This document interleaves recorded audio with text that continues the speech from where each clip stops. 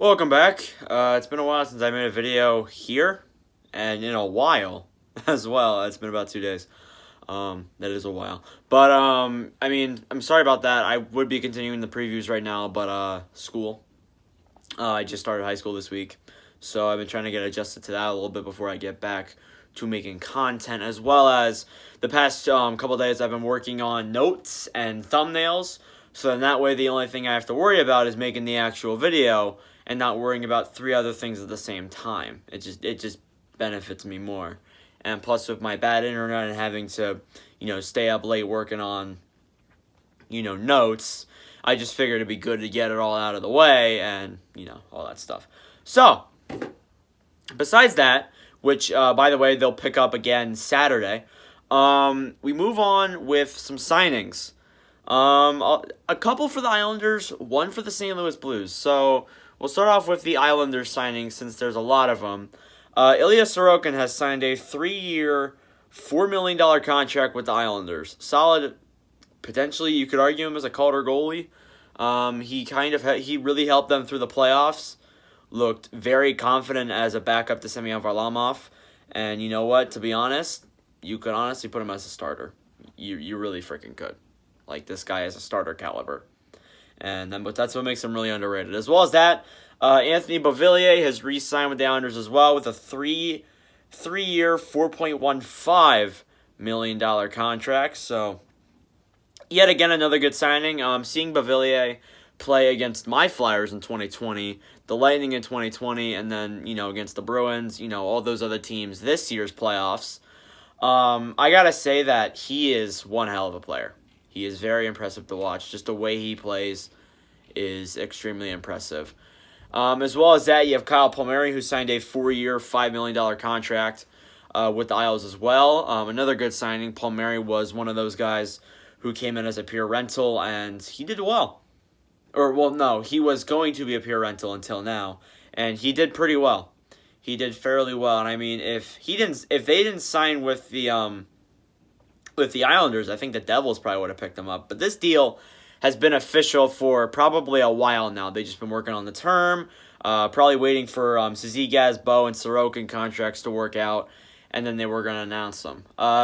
Speaking of Cizigas, he is the last guy we have here. He has signed a 6 years, $2.5 million contract with the Islanders. Now, you may look at that and be like, oh my god, 6 years? You gotta be kidding me. Look, yeah, 6 years is probably a bit extreme, and I'm going to be honest saying that. I mean, I've always said on this channel, I said it with the Svetch deal, the Nugent Hopkins deal, the Couturier deal, any deal. I've said that the term always scares me, whether it's above 5 years. Always scares me. So, but I think for Cizigas at least, 6 years is a little bit too long. I think Islanders fans will agree with that, but when the Kraken is offering you $4 million and he instead decides to take term and not more money from the Islanders this time, that's a pretty damn good bargain. So, what would you rather? You lose him or keep him for 6 years at a $2 million deal? Because when you look at guys who are getting paid the amount of money they do for 6 years, it's like above $5 million for some of them. So, honestly, I think that's a good contract if you're offering him 6 years. Hey, he's a very solid fourth liner. He will definitely keep that line together. And I think that is it for the Islanders signing problems. Last year they had the Barzal issue. Barzal, but I can't talk. Matthew Barzal issues. And then now this year they had the Pelech, Sorokin, Bo, Palmieri, Cizigas. We're talking about, how they're going to have to move guys out. And, they obviously did, of course. They moved out. I think they brought in Richard Panik. They traded out Nick Leddy. That's the guy they traded out. I don't know why I couldn't think there for a second. I didn't make a video on it, so. They traded away Nick Leddy, and of course now I think they're good for a little bit. I might be wrong about that, but they've had problems for a while, I've noticed. But, and now we move on to the St. Louis Blues as they have signed Colton Parayko to a 8-year, $6.5 million contract. So, regarding that, as I said with the Cizigas deal, term always scares me. And, I'm never going to deny it. Unless if it's Connor freaking McDavid or Andrei Vasilevsky, the term will always scare me. No matter what player besides those two. I just, for Parayko, I guess 6.5 mil makes sense. But 8 years just does seem a little bit extreme because, like, look, he is getting close to his 30s. That's basically the contract that he'll probably be in St. Louis for the rest of his career. If he signs a contract like that, and of course he did, so he better like St. Louis. And I mean, hey, they needed to get it out of the way. Of course, they have other guys coming up as well.